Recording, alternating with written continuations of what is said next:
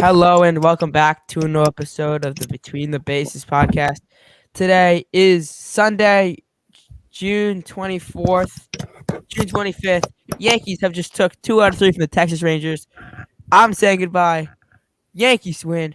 Gleyber Torres miscues, IKF miscues. Is DJ back? And what the heck is going on with Donaldson? Coming up right now. How you guys doing? Doing great, Noah. How you doing? JJ, how you doing? I'm doing pretty good. I don't know. It's been a interesting series to say the least. The vibes have definitely changed over the series compared to the last couple series, but we'll take it from where we can. Yeah, a lot of miscues from the Yankees. IKF starting game one. IKF with a lot of miscues. He dropped the ball that should have been caught. But he didn't really drop it. He misread it off the bat, and then he was out when he was going to second, but he left the base and he was called out. And Michael King, his struggles continue. Yeah, but Noah, as a reliever, you pitch so many, 70 games a season to a heavy guy like King. One of the deep, one of the people deep in the bullpen. The mechanics are going to get off once or twice in the season. It's expected, I think.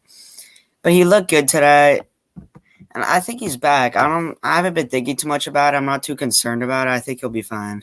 I mean, everyone in the bullpen is going to go through ebb and flows.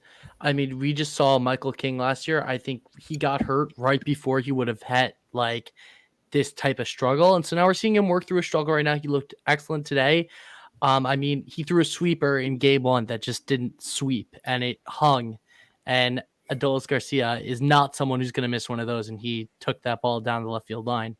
So again, he hasn't been that great over the last couple of weeks, but hopefully this is a turn in the right direction for him. Speak about turning in the right direction. DJ LeMahieu started hitting. He's getting better. I mean, I wouldn't necessarily say he's on fire, but he's definitely getting better. But the miscues again. We're going back to miscues here. IKF with the miscues and Gleyber with the miscues. So many opportunities, even against the Mariners series. I didn't know this till a couple of days ago because I was at the game and we don't get commentary at the game. That Gleyber misread a ball on Teoscar Hernandez, because he keeps on thinking the ball is gonna drop. That's the problem with him. That's Gleyber. Sometimes when you're watching A games, you're wondering where Gleyber is right now. What is he watching? He just doesn't look like he's in the game. Sometimes he needs to grow up. I mean, who am I to say this? But he does. Happens way too often. I mean, to be honest, what we can say about Gleyber is that he has been one of our most consistent bats over the last couple of years, but these miscues keep popping up year in, year out.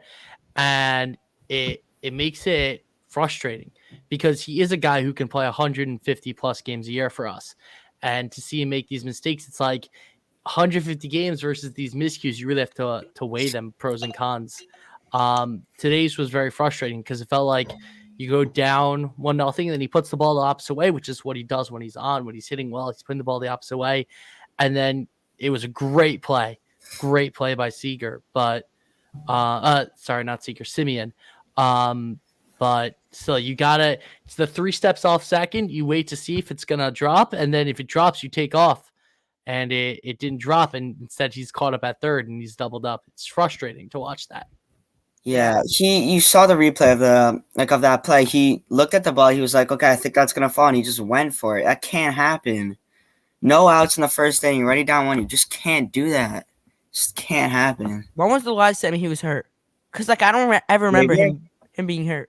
No, that's the thing, is that he's actually been one of the few Yankees of the last couple of years who has not gotten hurt, surprisingly.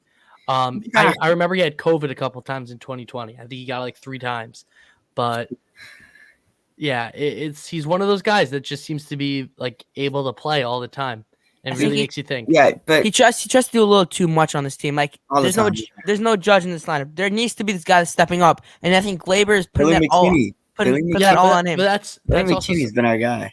That's something else. Is that you also wonder if Glaber's trying to take up more of the slack, and him trying to take that extra base is because he knows that they've had issues scoring runs. So if he can get to third on a drop ball, that gives them a better chance. A double, even if they would have a double play at that point, with runners on first and third, no outs, he would score.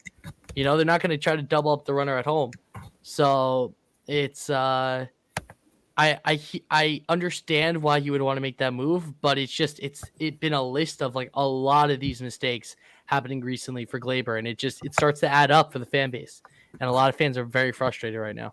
Another topic over this past day or weekend, um, the Josh Donaldson, right? He was 30 minutes before Boone's press conference. He didn't show up. He didn't show up for the first 30 minutes, and we all thought. I thought I got that he was so DFA'd. excited. I'm I not thought gonna he lie. was DFA'd, I got and then so excited. and then he comes up and says, I'm a good hitter, but I'm just not hitting well.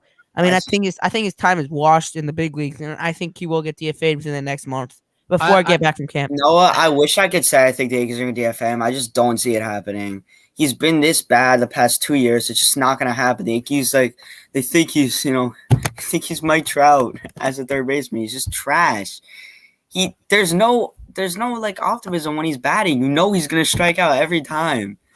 I mean, you could even say he's worse than Joey Gallo was last year.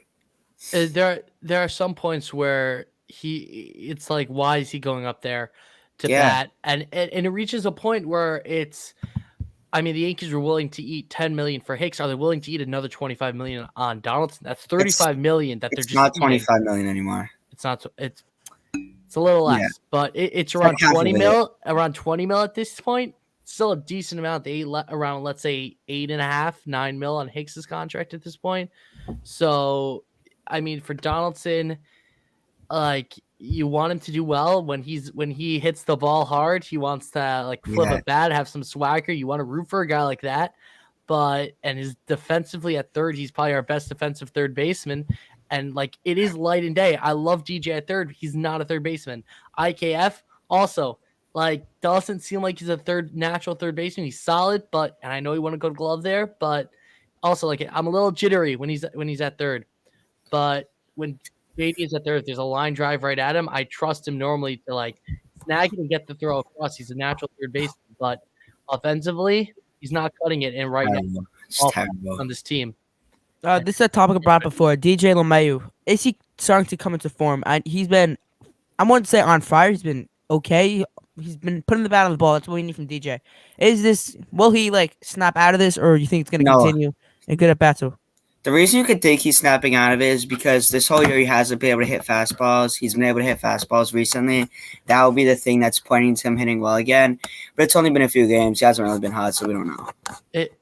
Let's come back in a week from now. I know Noah, you won't be here, but me and JJ will come back in a week. Well, we'll talk about this again. We'll file this away for next week, because honestly, if DJ starts hitting with Rizzo, he's kind of been hitting closer to his baseball card, not to where he was at in the beginning of the year, but more towards like that 250-ish type of hitter. If Rizzo can start to like that, if DJ starts to go back to like where he was hitting, I think that's very good for this team.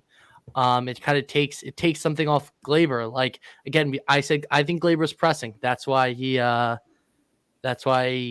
to press in the first inning, but you want to take pressure off Glaber. Glaber's like, he's positive vibes. When his vibes are positive, he goes off. But if he's not positive, then he starts to have issues. Yeah. Before we leave, I wanted to have one more topic here about the Yankees pitching staff, the starting rotation. Garrett Cole had a bad start today, but Severino, he was kind of cold lately.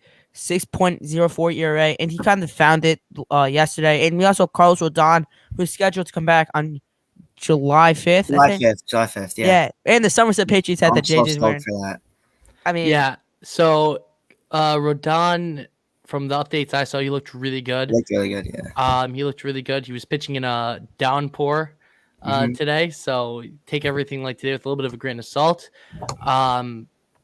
Severino, I mean, we're completely forgetting Clark Schmidt. Friday had an excellent start. Doesn't really come to be, as we lost 4-2 in extras. But Clark Schmidt, over his last 7 starts, I think, has been really excellent. Yeah. Really ever since he met Mario Gomez. Yeah, ever since he met Mario. Sevy in this start looked way more confident. His fastball really had confidence in it, was trying to just pepper the zone with it, and that's what you want to see from Sevy. And Cole, he did not have his stuff today. I think I tweeted that on the second or third batter in the first inning. He did not have it today. He was just battling, just looking through every single at bat, and he did his job.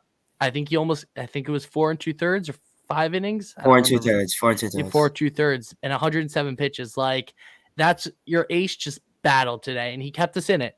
He gave Yeah. up 3 runs, but he kept us in it, and that's what you want to see, even if he didn't have his A+ stuff.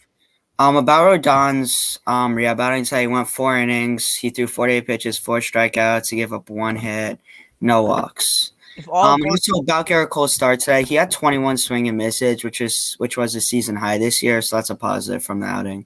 That's If a all- massive positive. if all goes to plan, I will be home for Rodon's third start.